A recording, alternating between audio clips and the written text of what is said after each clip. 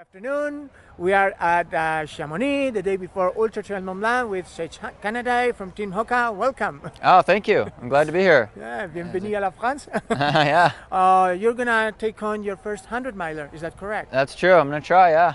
And you chose a easy, mild, relaxed one, right? Exactly. Yeah. Just a couple of mountains. Not afraid of challenges. I like the challenge. I think it's good, and I want it to be a high-profile race with top competition. So that's why I chose this race. Yeah. Let's get into that competition first. Okay. Yeah. We just came out of the press conference, and to be honest, there was quite a global array of runners there. Would you like to mention, for the audience, some of the people that you will be taking a look at? Oh yeah, for sure. So Tofo, since he was a top finisher returning from last year, very strong runner. I've raced him in a couple races, and he's always very good. As well as Luis Alberto, super strong runner, has some experience in a lot of you are from great mountains. Yeah, Transvolcania. A couple of times he always beat me by a lot there, so I know how strong he is. And then Miguel Heras, for sure, very experienced on this course and a legendary runner. So definitely those guys are going to be really strong, as well as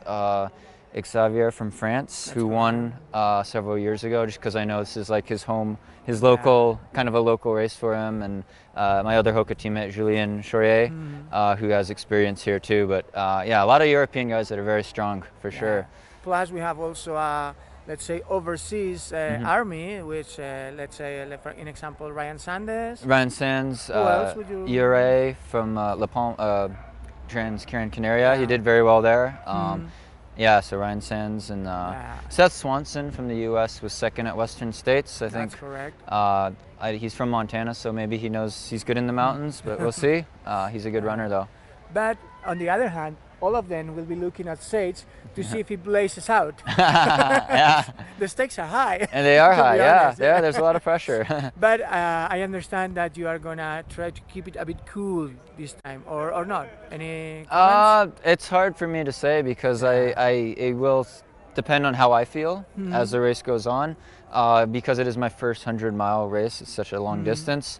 I don't want to go out really fast, but I'll see what others are doing and how I feel. And I like to be competitive, but I'd also like to finish and make it. So yeah, it'll be a balance. So we'll see. I don't know how to pace myself because it's such a long distance. So the traditional cyclists say that start climbing the port like an old man, so you can end up like a youngster. That's good advice, I think. Yeah.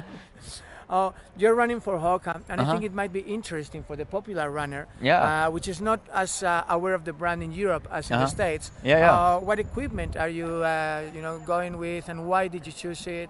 Yeah, so I'll wear the Hoka 1-1, the Huaca. I'll probably start in that. Most of the race I'll run in the other trail shoe, which is a new trail shoe from Hoka called the Speed Goat. And is it out in the stores, or is it prototype? It's coming out in the stores right now. Okay. Yeah, like this month, I think. It's a brand new for this summer, this fall. And it has a nice Vibram outsole, so it's a good rubber, good traction in all surfaces, whether you're... Large locks or...? They're pretty big, yeah. I don't know if you could see them there. Okay. But yeah, they're good on the road and any dirt, or if there's rocks, I like the grip. So I've been training in that a lot, as well as the Huaca. But those are my two favorite shoes right now for trail. All right. Yeah. And that's for the, the clothing and the backpack.